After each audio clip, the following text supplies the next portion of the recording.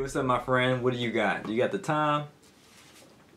Or do you got the paper? It's all predicated on how you're getting started. That all determines what strategy you want to implement. So now we're going to talk about focusing on one strategy at a time. So you heard me say that at the end of the last video, but I just want to dig into it a bit more.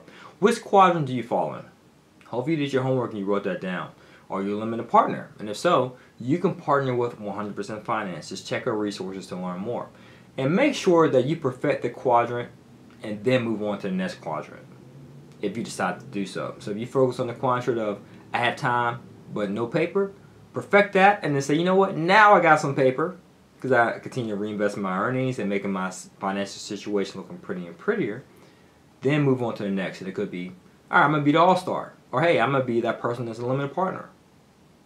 I want you to focus on that. Because some wholesalers do that. I partner with a wholesaler on this 9-unit, so to speak.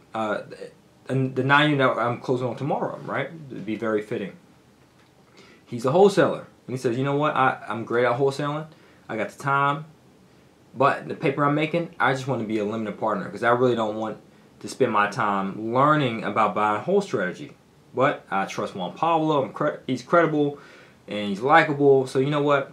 I'm just going to partner with him. So I'm going to take my wholesaler money and partner with him through the syndication. It's that simple. And that's all he's doing. You can do the same thing too. If you're great at wholesaling, you might say, hey, I'm going to keep wholesaling left and right, and I'm going to partner with someone else who can do the buy and hold strategy. Because people do that with flipping. I did that with flipping. At one point, I wanted to learn just a tad bit about flipping. I said, you know what? I did pretty good with buy and hold. I'm going to reach out to a flipper in the Atlanta market and partner with him.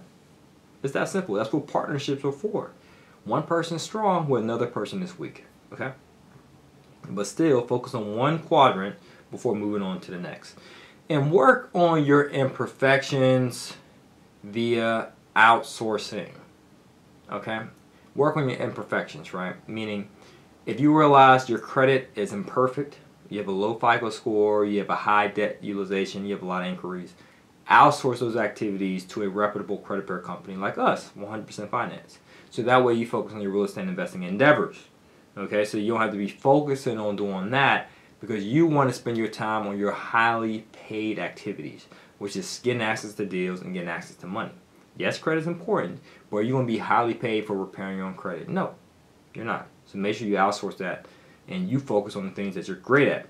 Okay? And have a team of advisors while focusing on the one thing. So that's what we do at 100% Finance. We're your team of advisors, whether it's for real estate education, business funding, credit repair, ink removal, low-down mortgages, and the like.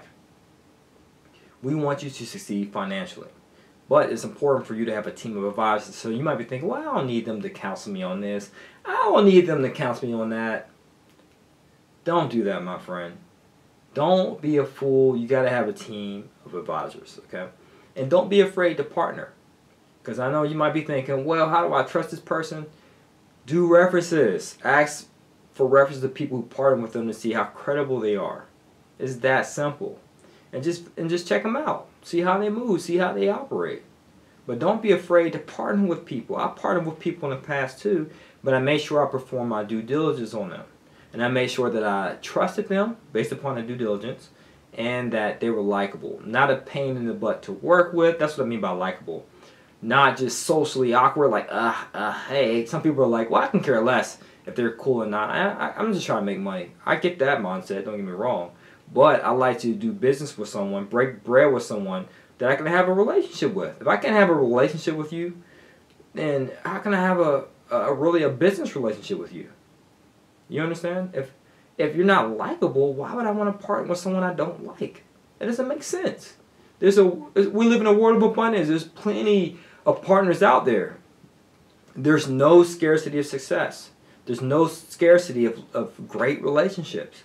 So go out there and find the partner in which A, they're likable, and B, they're credible. They're actually going to do what they say they're going to do. And that you do what you say you're going to do as well. Okay?